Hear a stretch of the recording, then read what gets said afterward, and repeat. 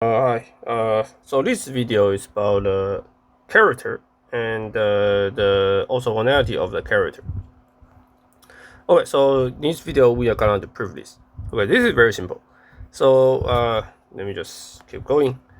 So previously we proved this so-called grand orthogonality, right? This condition. Let me just write down.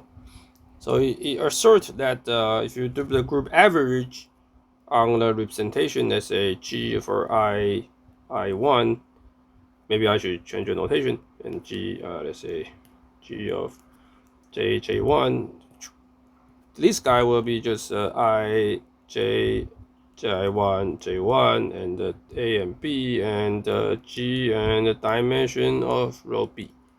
This is so-called grand orthogonality. And the problem for this formula is this is quite complicated because if you want to use this, you need to somehow construct row A and row B exactly. So to use this, you need to compute row AG with all the elements. So this is quite tedious. Okay. So now mathematicians have tried to work out a simple version, or I should say enough information using so-called character. Okay, so let me just write down a definition. So it's using chi. So chi is a function from G to complex number. By just if you take me any representation G, then you can construct row G, right? You can construct a row G as a matrix. So this chi of G is very simple, just defined as a trace of row G. So just give me any G, I compute that represent. So I use chi row. So any representation row will give me some character chi row, where chi row G is a trace of row G. And the first thing I want to say is that chi row is a so-called class function. So class meaning that the chi row is constant on conjugacy class. So actually within conjugacy class. Okay, so chi row H inverse is just trace of row H, row G, row H inverse will be trace of row G, will be chi row G. So you can see this is within the conjugacy class. Okay, and now we can define inner products of any given two functions. If you give me phi and psi, where all both a function on the group G, then the standard inner product just group average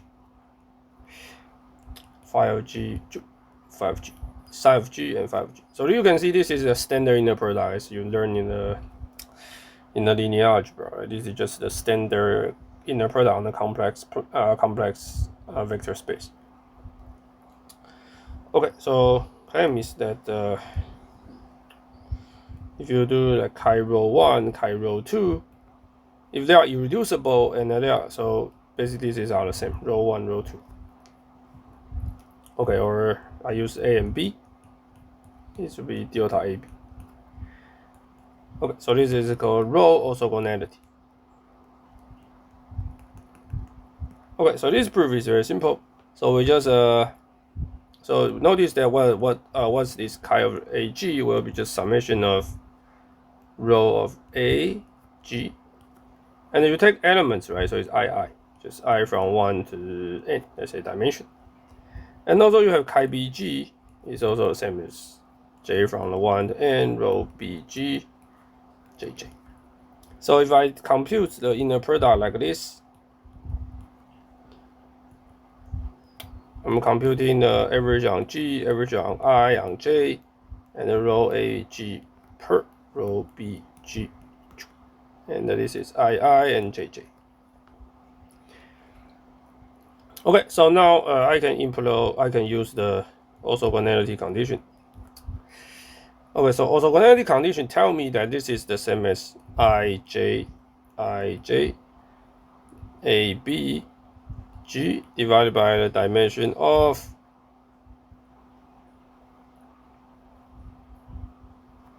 the dimension of what? Dimension of the representation, right? Okay. Notice that I need to divide by 1 over g to let it become the inner product. And let it become the standard definition. Okay, so right? So now you can see this cancelled, and when you sum over j, this is exactly a sum over j, right? So you can only sum over I, right? So you get so there's no g here, right?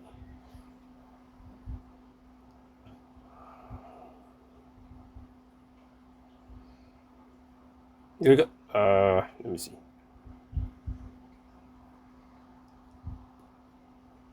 Let me just okay, so this is a standard. This is a standard definition. Oh, okay. I'm stupid.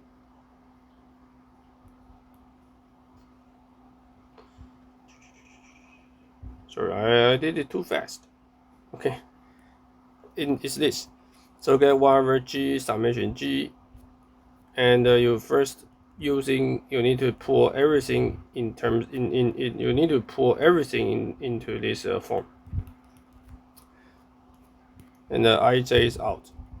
Okay, so this guy by orthogonality you get 1 over g, right? So g cancel, you get ij squared ab, and you need to sum over and divide by the dimension of row b. You do sum over ij. But now if you sum over ij, this is the same as you sum over I, so you get delta AB of dimension of row B, and which is delta AB. Because if they are the same dimension, then this will cancel, you get delta AB. So this finishes the proof. So this proves that character is also has this row orthogonality. So simply speaking, you can view character as a vector, which is orthogonal. Okay, which is orthogonal. Okay, so finally, you get chi A, chi B, which is delta AB. And A and B belongs to so-called G hat, which is all the irrep, set of all the irrep. Nice shot. Okay, so this proof this result. Okay, and notice that notice the following. This character is a complete basis. I should say forms a complete basis. Forms a complete basis of all the functions defined on G to C, where f is a class function. Basically, if you consider all the class function defined from G to C, there is basically okay. So let me just maybe I use this.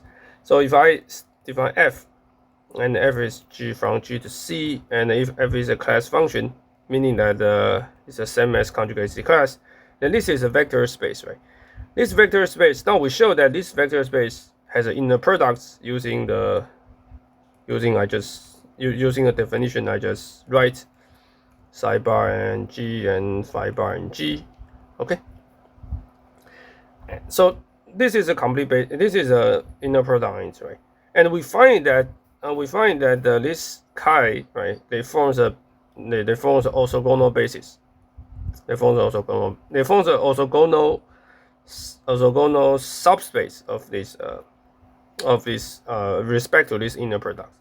So the remaining is to show that this is complete. This is complete. So I just need to show.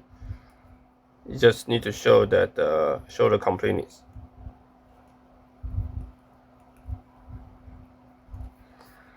Okay, because it's it's orthogonal, right? So this chi of row I and chi of row J will be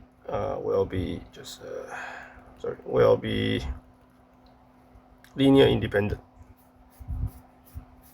Okay, so you just need to show that there's no other or other class function which can be represented as this way. Okay, and this need to spend some time to prove this. Okay, so to prove this, we will leave as next videos. because this is related to the column orthogonality. Okay, but you can believe me now. Okay, so I want to mention the applications. Okay, so suppose your V can be given any representation, you can write as this, like V01, A2, V2, and up to let's say VK, AK. And you want to know what's A1 and AK, right? But now you can use this character formula, so you can just let's just notice that if you have V1 direct sum V2, then chi of this representation will just be chi rho direct sum, right? So it's just sum of these two. So it's chi rho, not chi rho, right? So it's I should say chi of V1 direct sum V2 is the same as chi of V1 plus chi of V2.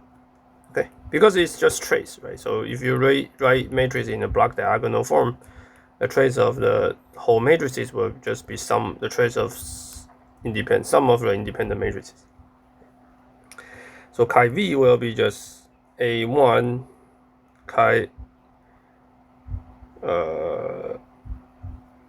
okay, so it's A1 chi 1, A2 chi 2 up to AK chi k.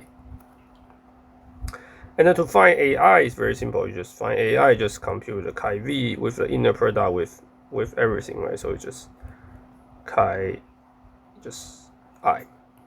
Okay. Because if you do the chi I, then it's become AI just become this. So this is exactly inner product, standard inner product. Because this is either like 1 or 0, and this must be integer. Okay, and then now this looks very simple, but this gives us a very strong result. So this is a famous theorem that if you take a G hat to be all the irrep, the set of all the irrep, and you want to know what's the dimension condition on this irrep, and this theorem tells me that if the dimension of each row, where row belongs to G hat, so if you sum over all the irreducible representation dimension square, then you get another set of G. So this means that if you give me some finite group, then this finite group will, if this order is small enough, there's no larger irreducible representation. So the content of irreducible representation is strongly restricted by the size of the group G. So this is very, very amazing proof. This is very amazing, deep. Okay. But the proof is very simple. Okay, and by the way, so this has a corollary, meaning that the dimension of G is always less than square root of G. Square root, yeah, okay. Okay, so for example, if G is S3, then we have a 6, right? And it can be decomposed the trivial representation. Any representation has a trivial one, and the sign representation. So this is sign. This is come from determinants and plus nothing, right? It must be 2 squared. So this is because 1 plus there's only 4 can be put here. So this is the only. So this S3 has a 2-dimensional irreducible representation. Okay, so this is an application, and now we want to prove this counting formula. So the proof is given G, I consider regular representation. So it's we call that regular representation applied on EH is the same as say G is a GEGH. So it just permutes the group elements. So recall that V is a vector space spanned by the elements EG where G belongs to G. Okay. Now what's the character on this regular? So notice that in the regular, everything is permuting, right? Every matrix is a permutation matrices. So the regular, so this should be easy to compute, right? Should be easy to compute. Okay.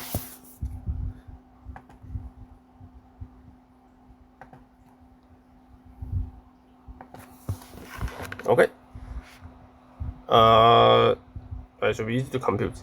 And moreover that from this formula, let me just write down. So from this chi v equals to ai chi 1, a2 chi 2, an chi n, because this is all these vectors are orthogonal, right? So there's a their lengths. This chi v, the length of this will just be a1 squared plus a2 squared plus an squared. Okay.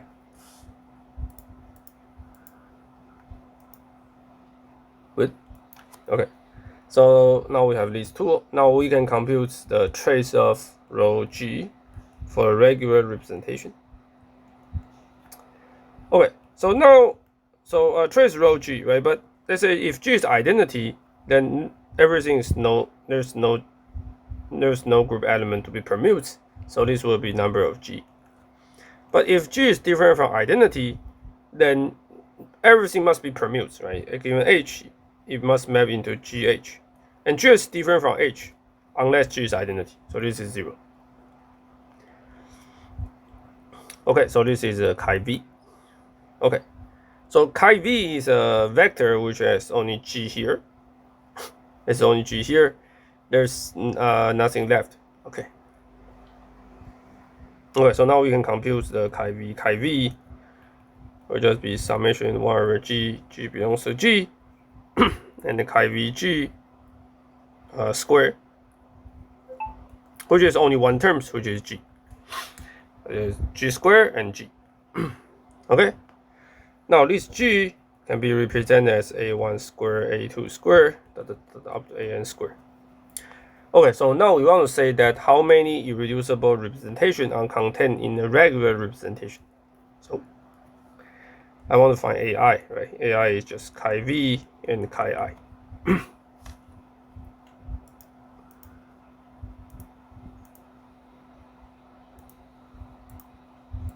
Okay, so we can just write down. So it's just 1 over G, summation G belongs to G, and chi v of G and chi I of G. Now this is zero identity, right? This is just, so only one term left, so it's G chi I identity, where identity is just trace of the chi I identity, just trace of identity, whereas a dimension of, right? So trace of identity, this row of identity will just be identity. So this is just dimension of row I. So this is just dimension of row I. So finish your proof. Because AI is a dimension of row I, and AI square will be dimension of row I square. So sum over the dimension square of all the irreducible representation will be the same as the order of the group. So let's finish your proof. Okay, very nice. Okay, so yeah, so this is the theory. So next time we will prove the column orthogonality.